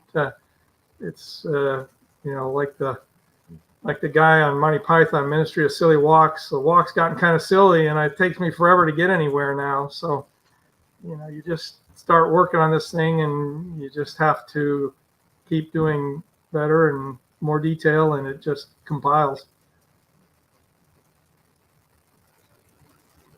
Have you ever worked with any of the manufacturers, the model kit manufacturers, or ever consulted with them? I worked with actually Dremel, the people that make the motor tools. Got connected to them back when we were doing the Hot Rod magazine contests over at Indianapolis in the, when was that? The 80s, 90s? Late 80s. I remember that. Yeah, and so they were real nice folks, and I did some demonstrations of how to use their tools at those shows, and then they would send me prototypes of some of their tools they were thinking of bringing out, and I'd use them, test them, give them some pointers on, okay, this turns way too fast for plastic. You need to have a slower speed on the variable speed, and they factored those things in. It was a pretty neat relationship for a while. In terms of kit manufacturers, only once I was asked by Monogram, Bob Johnson at Monogram, to build well, they were bringing out the IMSA Mustangs. Remember those kits? Mm-hmm. Yeah. And they didn't have even test shots yet, but I had scratch built a Mercury Capri that was running in the Trans Am series at that time. Very similar car, same chassis. And they saw that, Bob Johnson saw that, I think at Toledo maybe, I don't know where. And so he asked if I could build a curbside of the Motorcraft Mustang to look like what was going to be in the kit, so they could show it at the Richter show in Chicago. So I built that for them. They paid nicely for that, and it went to the Richter show, and I have no idea whatever happened to it after that. But, it gave them something to show at the hobby show, so that people would know what this kit was going to look like when it was released. But yeah, so my involvement with manufacturers has been quite limited. Probably I don't buy enough kits. That must be it. They track that sort of thing. Do you have a stash? A very small one. I have maintained. It's less than 100 kits. It's probably even less than that now because I purged a few a couple of years ago. Took them to a swap meet and sold them because I know I'm not going to build them. I realized after the Sunoco car and a few others that I'm just not going to go build those kits because they're not what I do anymore. And so, and I'm not going to even raid them to kit bash usually because I'll look at them and go, what is that blob supposed to be? Remember the earlier conversation? Right. And I so can build a better one. Yeah. Yeah, I can sit down and build a better one. And now with 3D printing available, getting those kind of pieces is a whole lot easier. And so kit bashing becomes less critical and must be just part of my character flaw. It just pains me, and Tim Kalankowitz will laugh at this because it just pains me to take a perfectly complete kit and pull like the set of wheels out of it to use on something else because now it's a worthless kit. And so, but now with resin casting, I can pull those wheels out, pull a mold, cast them up, put them back in the kit, sell the kit. So always a workaround for my phobias. Yeah, Tim's getting a lot into 3D printing stuff too. Yeah. With his wheel standing car that he's making right now. Amazing. Yeah. I don't know if you watch his channel. I need to check that out for sure. Yeah. Yeah. Have you forayed into 3D printing or using any 3D printed parts? I had nothing against 3D printing ever. It was just another tool for making parts for our models. And it was like just a super low volume kit is the way that I looked at it. But I didn't have the CAD skills, still don't.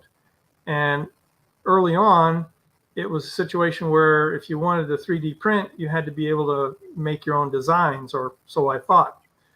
Well, that world's changed, as we know. I use 3D printed parts on the Greenwood Corvette. I ordered them from Shapeways. A lot of the engine transmission pieces were there. But so the 3D printing world has changed quite a bit in the last few years. And my daughter, as a Christmas gift, got me a Anycubic printer this last Christmas. And I started doing the research and was amazed at just the literally thousands of files out there of some really good usable components: wheels, tires, chassis components, engine components, complete engines, bodies. And I've printed a number of pieces for this Dodge Charger stock car: tires, engine parts, batteries. One of my favorites, batteries. So yeah, it has its place, and I'll use it just as any other tool. The reason I kind of shied away from it was it looked like it was going to take a whole lot of time to learn how to do the design and how to do the printing, and I didn't need another hobby. I had my model car hobby. I didn't want to dilute that. But in getting it as a gift and using it, it really took no time at all to pull those files from, some of those sites online, Render Hub, CG Trader, those kind of things, and manipulate them enough within the software to be able to print them the way you wanted them. So it's been fun. I've had a great time with it. I like it because I can print stuff that will never come out in kit form. That's right. That's what I like about it. Complete bodies and complete cars. Right. Yeah. Especially with like a curbside, I just downloaded a 2025, Mercedes, Oh, sure. So yeah. Talk to Bill Garrett. He loves 3D printing things that will never be out in kit form. Yeah. He's making his own. What's that? He's making his own for the most part. Yeah. Right. So yeah, maybe I'll print a 3D body someday. I don't know. We'll see. But for now, it's been very useful. James, make a mental note there. We need to get Mr. Geary on here. Oh yeah, Bill would be great fun to talk to. Am I making this note because Bill lives in Pennsylvania and you somehow think I know him somehow? I know who Bill Gary is, but I don't actually know him. But He's a great guy. He's been Yeah, out He's a great guy. this way That's- to Toledo a number of times in the past, and yeah, very amazing when he showed up with that car with the working folding convertible top and the crank up windows. Yeah, good stuff. Yeah. And in 1/25th scale too. Very, very challenging. Yeah, he's a great guy. I talk to him about 3D printing every once in a while. Good. Yeah, I'm sure he's a wealth of knowledge. And he's so kind about it too. He always takes time. Yep. Never. And that's just been a neat part of this hobby through the years, is the openness with how people share their ideas and their methods and their materials. And I think you really got to credit the NNL concept with that happening through the hobby, because it didn't used to be that way, and it certainly is now. And it's made us all better builders. And the contests are important, but really not important when you think about it. And so if you have an idea and you share it and somebody does it better than you, well, that's just how it works out sometimes. We can all learn from each other. Yes. And going to the NNL shows, and we all get to talk with each other and get to meet each other. And I just met Tim Kalankowitz at East, and it's the first time I had ever met him in person, but I had talked to him earlier. Great guy. Great guy. Yes, indeed. Yeah, there's been so many builders throughout the years that you meet at shows that you read about, and then you finally get to meet them and just develop those relationships. It's as we get older, those become more important than the models themselves in many cases. Yeah, for sure. So back to technical questions. Okay. So Clay Kemp is a big 10X fan. What's your favorite adhesives? Well, it varies with what you're trying to stick together. We talked about for styrene to styrene, when I'm scratch building body panels or something like that. Let me get the bottle off the workbench here so I remember. Okay.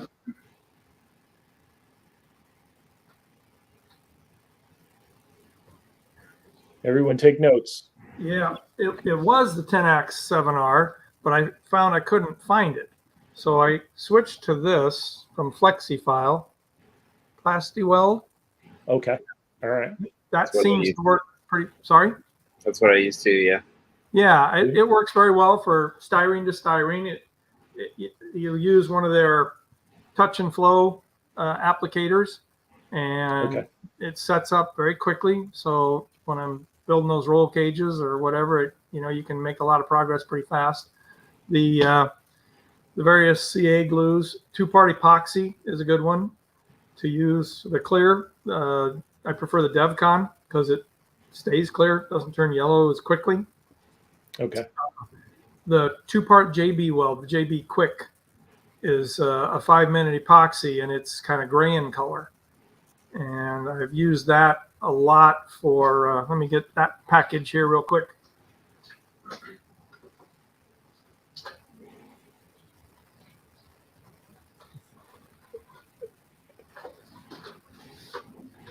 They have this, the quick weld sets up in a few minutes. The non-quick weld sets up in 24 hours. So depending on what you're doing, you might want one or the other. The other one's a little stronger than this, but for model building, this is plenty good. I've even used this quick weld for body work. I had a car where the rear bumper had to be recessed into the body work. So I covered the bumper itself with the parafilm, that stretchy masking material that the military guys use a lot of. Yeah. And I had the opening was bigger than the bumper, and I just filled it part way with the JB weld and pushed the bumper into place and let the JB weld kind of ooze out around it.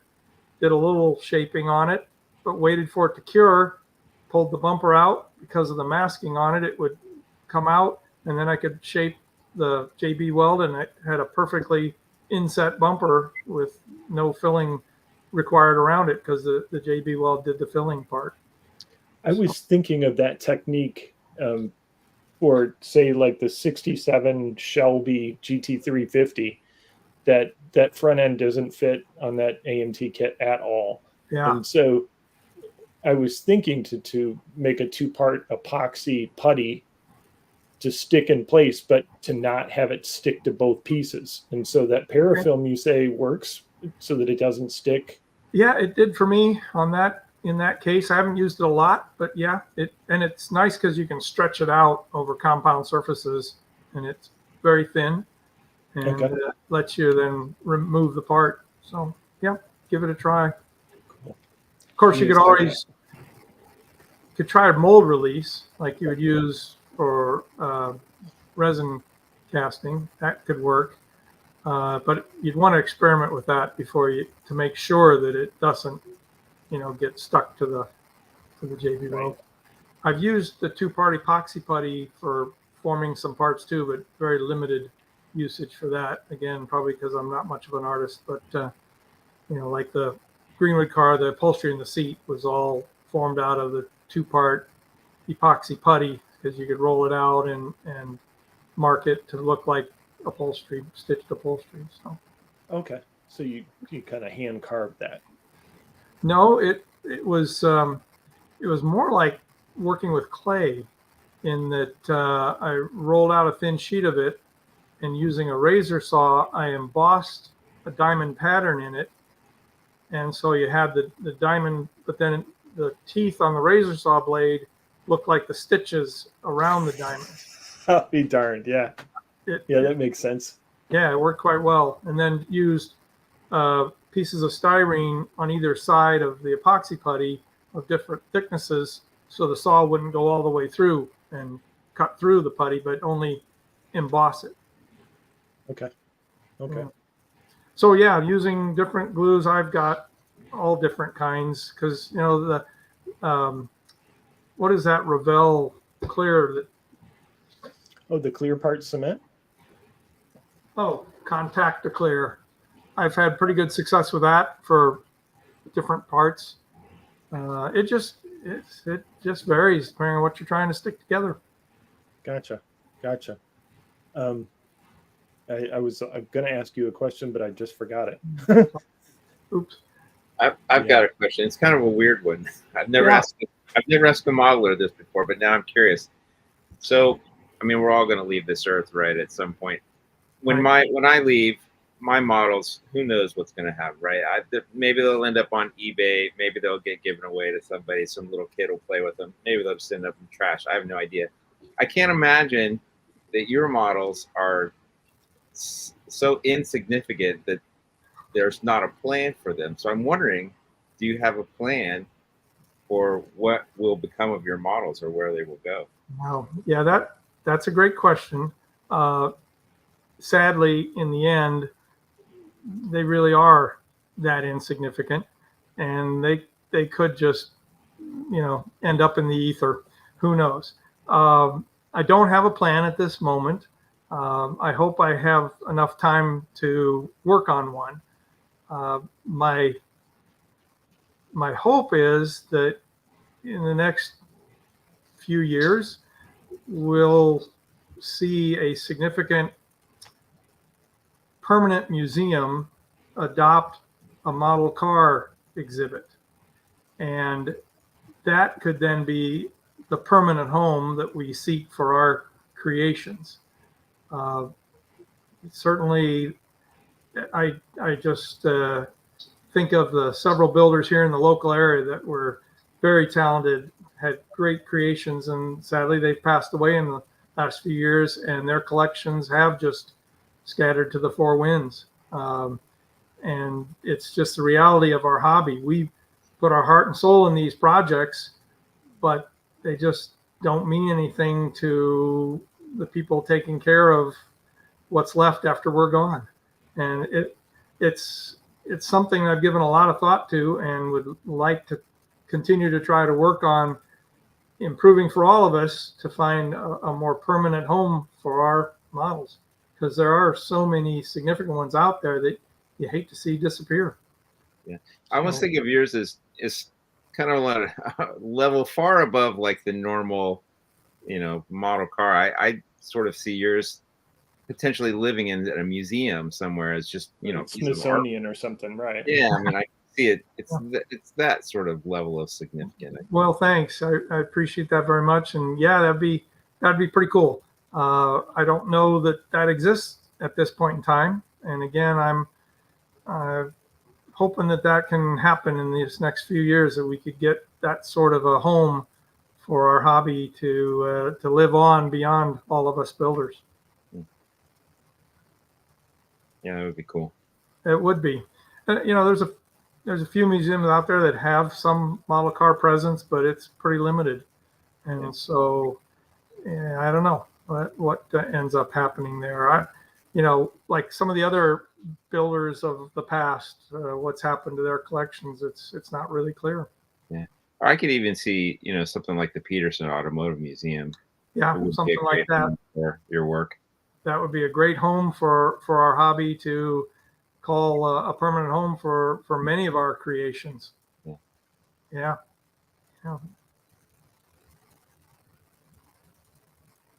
So, did you say that you've thought of your next major project, or? Well, the Corvette was on my project list since 1975. So who knows?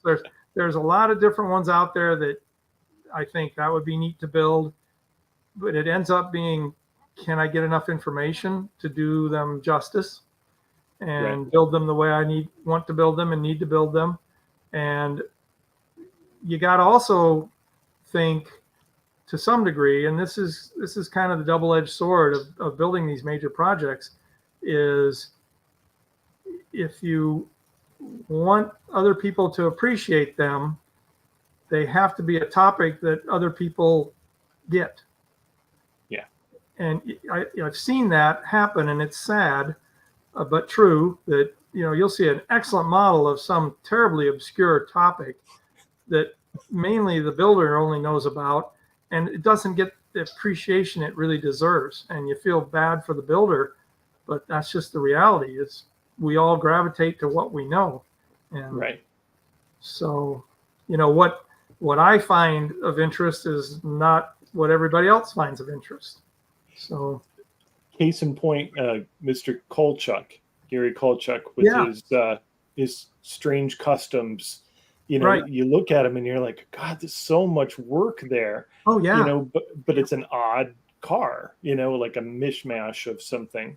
They're highly unique. They're very imaginative. They're excellent builds, just fabulously detailed and pulled off.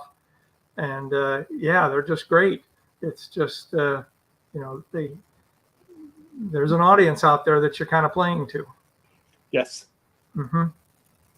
Now this will dovetail to James's question. Something we've been trying to ask everybody we get on here. We've lifted this off of another podcast. I'll fully admit to that. But given the sort of like no constraints, sort of like time and money and all that sort of thing, is there one project that lingers in the build list that would be the one thing that you would want to build? Is the Corvette it, since it was there for so long, or is there something?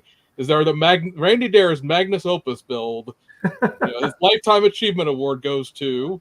Yeah, that's a great question. I haven't sorted that one out yet. There's still a handful of topics in the running for that one, and it'll be whatever's next. But again, it's going to depend on, can I find information, and can I do it justice? So. Yeah, stay tuned. I don't have it even boiled down to the top 3 really at this point. It's a tough call. You hear it there, here, folks. You're going to lose your best of show sometime in the future. All right, so this question's in the chat. This is a good one. Randy, do you have any advice for a beginning model car builder? I'm going to be entering my next model car contest in March and need some advice. Very good. Well, good luck with the contest. It comes down to don't build with the hopes of winning the contest. Build to do the best job you can on the model. Learn all you can through the build. Don't be afraid to try something. You'll probably likely surprise yourself that you'll do better at it than you thought you could. And with practice, you'll get even better at it. And then just build for what you want to build and enter it in the contest. Depending on how you do, regardless of how you do, talk to the judges afterwards if you can, if they're willing to open up and get some idea of what was good on your model and what could be improved upon. Because that's kind of the downside of the judging, the contest in the judging world, is it's always quite secretive for good reasons, but it's then difficult to get the feedback to know how to do better the next time when you're the builder and wondering, well, what did I do wrong or what could I do better? So just seek out other builders in your area and learn from them, and just keep trying it. It doesn't happen overnight, but like anything else, with more practice and more experience, you'll find you get much better at it over time. So good luck with your first contest next March. Good luck. I remember my first. It was probably one of the Glass City contests in Toledo. Yeah. About 96. Okay. Yeah. It's exciting, but kind of terrifying too at times. Yeah. But I did meet some people from the North Coast Automotive Modelers and joined the club shortly after. So, and that's where the growth happens then. Absolutely. It's tough working this hobby in a vacuum. It tends to be a solitary hobby when you're building, obviously, but you really got to get out and learn all you can from everybody else involved, because everybody's got great ideas and great techniques, and we can all stand to learn from each other. That's why I try and share on the YouTube Mm-hmm. everything that I've learned, and I just try and share it all. Yeah, absolutely. And make the hobby better for all of us. Well, we're getting pretty close to the end. Do you guys have any more questions for Randy? Or Randy, do you have any questions for us? Oh, my. I didn't prepare any, so I'm sorry. I don't. Apologize for that. I guess, where will we see each other again? Anybody going to Atlanta this fall? I won't make Atlanta. Okay. Thinking next big show. It's that one in Akron, right? Oh, that's right. Yeah, that's Akron, right. That's on the calendar. We got that one coming up, so we'll see you there. Yep. And, Sean, will you make it to Akron? I don't know. When's the date? October 14th. They'll kill me. It's October 14th. 14? Okay. Yeah, that sounds right. Yep. We'll see. Maybe that's close enough and far enough away in time that I could consider that. Good. Yep. Love to see you. Yeah. It'll be should be a good show. New venue there in Akron. So spread out, which they need to do. It was a great first effort. So hopefully it'll continue to grow. Yeah, the lighting is super good at this next venue. Excellent. It's at a elementary school, and it's got all new lighting. So wonderful. Last year it was a little greenish yellow tinge, but this one's going to be much better. Great. Randy, if anybody wanted to check out your work, do you have anything online, website or social media or anything?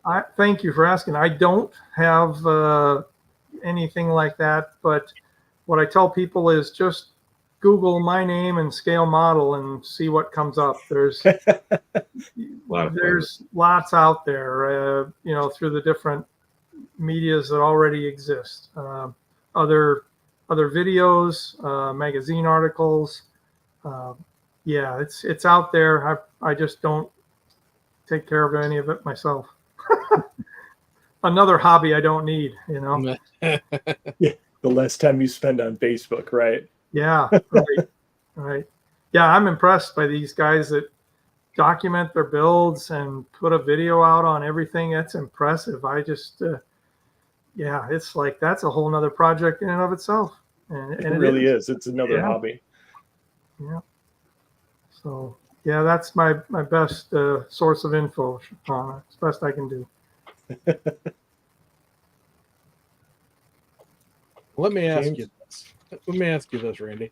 Okay. Do you think that with sufficient practice, dedication, fortitude, whatever you want to call it, that I don't say anybody, because like there's always going to be somebody who's not as good as the next person. That's just the facts of life. Do you think that anybody could be Randy Derr if they really put their mind to it? Like, you make it sound like that I'm just nothing special and I just do all this stuff. And you're very down to earth, very humble. And I found that through talking to like people like Mark Jones and some of the other people that I consider to be, just the upper echelon builders, that you guys are always the most humble, down to earth people. Everybody seems to think that you guys would have egos because of your fame, and really realizing that we're talking about model cars and it is a very, very low fame ceiling, right? You have to know what Yes. you're doing in order to be famous in it, kind of thing. But like, Right. do you think anybody really could, if they applied themselves, be a detailed builder? Because like Sean's saying, he doesn't want to do it, and I really don't want to do it either. But that's like a question of wanting to rather than the ability of it, right? Right, but they go hand in hand, don't they? Really, because in order to be a better builder, you have to commit to it, and that means you have to want to be a better builder, and you want to get better at the detail and understanding how the full-size cars are built so you can replicate them more accurately. And so yes, I think we all possess the ability to learn and improve our skills and get better at what we do. It's now a question of what does that mean for you as the individual?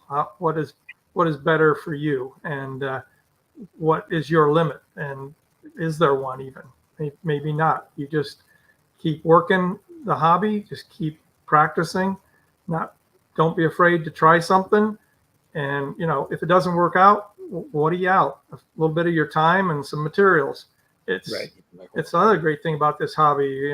It's not thousands of dollars and that great of a time expenditure to commit yourself to a project. And so just give it a try. You'll be surprised. So, yep, I think it's in all of us, or we wouldn't be in the hobby. Thank you so much, Randy. Well, you're very welcome. Thank you all for hosting, for asking me to be on here. I have enjoyed our conversation. Some great questions. I love the challenge of those questions. And, Yeah, we really appreciate you being on the show today. well, thank you so much. It's been my pleasure, obviously. And we'll look forward to seeing you all at the show somewhere down the road, either yet this year or next, or who knows where. But we'll be back out and looking for the latest, greatest creations from all of us here. Sounds great. Thank you. Thank you. James, last thoughts? All right, guys, we really appreciate you tuning in this evening for Mr. Randy Derr being our guest. Thanks to him for coming on. And, we'll be back in another 2 weeks with something we'll have to come up with between then, because with all the vacation time, we really haven't planned beyond this show. So, but we'll be back in 2 weeks with our regular stick next month. Next episode will be August kit releases and all sorts of fun stuff like that. And I've got a list of people from IPMS to contact back to have as guests, and we want to get Marcos on and some other people on. So we're going to work on guests and stuff like that. But we appreciate everybody tuning in tonight, and we'll see you guys on the other side. Thanks. So long. Good night. Bye.